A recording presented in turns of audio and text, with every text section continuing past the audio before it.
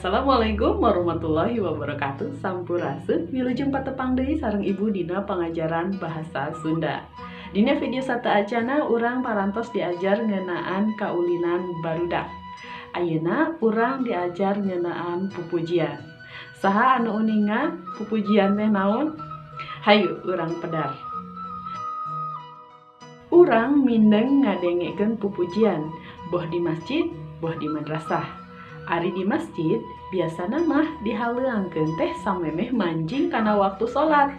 Hari di madrasah biasana dihaleuangkeun sabot nungguan pengajian di mimitian. Tah, siswa-siswi sadayana, naon sih ari pupujian teh?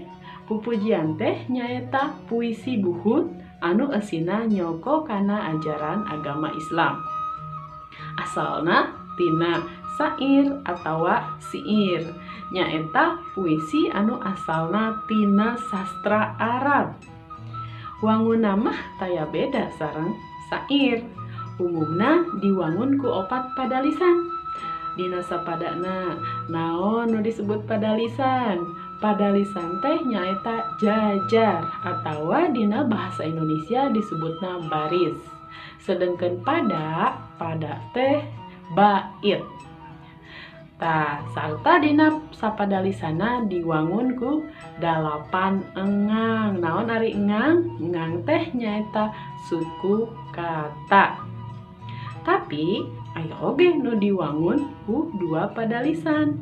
Dina sapadana aya oge anu genep padalisan jeung rea-rea deui. Kanti dina pupujian umumna purwakanti laras sukas atawa murwakanti ditungtungna.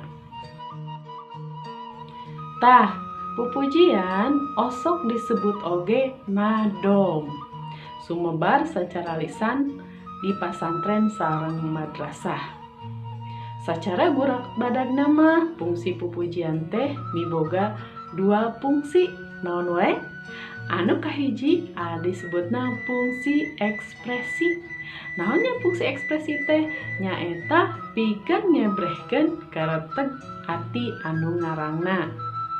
Anu kadua, fungsi sosial. Naon ari fungsi sosial teh? Fungsi sosial teh nyaeta pikeun mere pangajaran atawa mepelingan ka balerea. Tapi dina kamekarana mah fungsi sosial leuwih gede tibatan fungsi ekspresi. Urang lebet kana papasingan pupujian.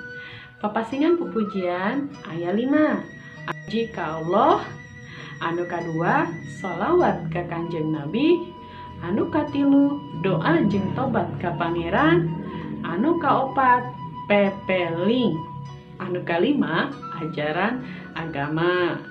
Tah ayeuna mah urang cobi tingali tayangan pupujian.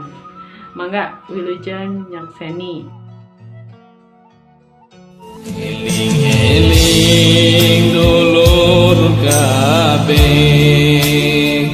ibadah ulah campole, perang penting ulah melek, bisina kaburu bae.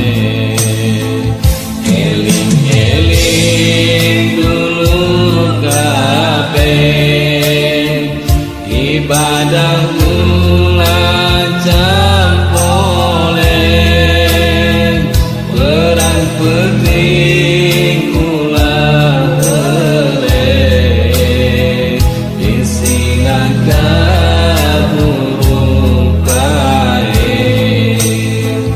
Sabab urang bakal mati, nyawa dipundhut Gusti, najan-najannya kelawati, teu bisa nyikiran pati.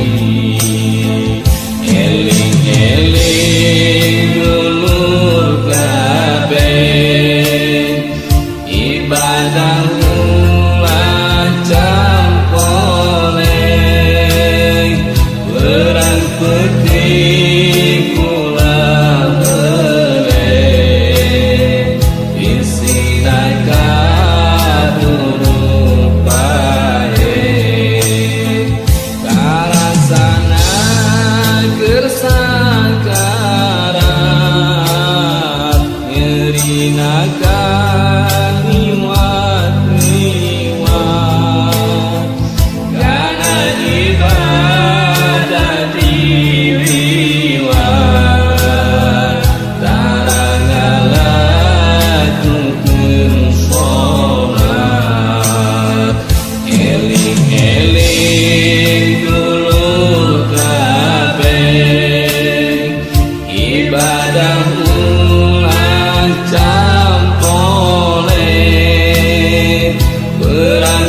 penting ulah elek disinakan rupae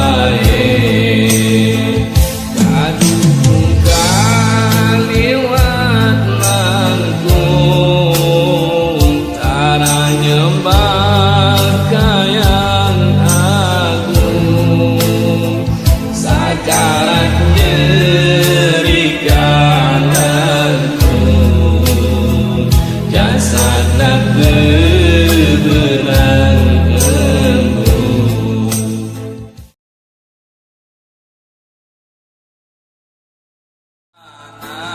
Adam di dunia ayeuna ngubarak hirup adem di dunia teu moalina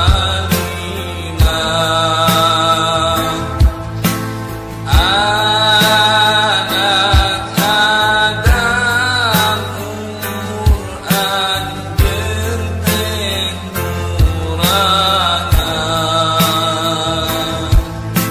saban poe saban peuting dicentangan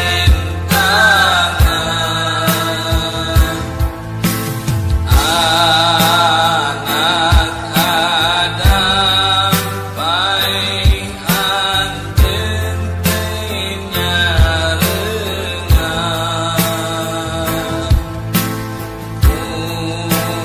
anak salaki jeung babanggaan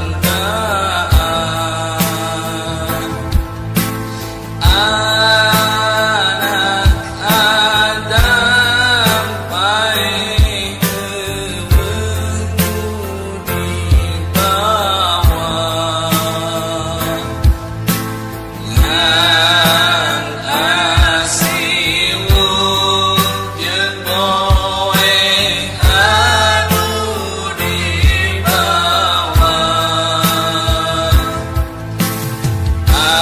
anak Adam pasaran teu lolong serang saban poe saban peuting gegeloan anak Adam ayeuna kaluar iman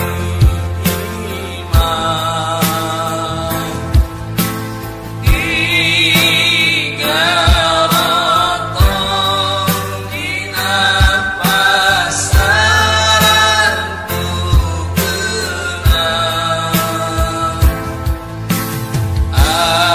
aduh bapa aduh emak abdi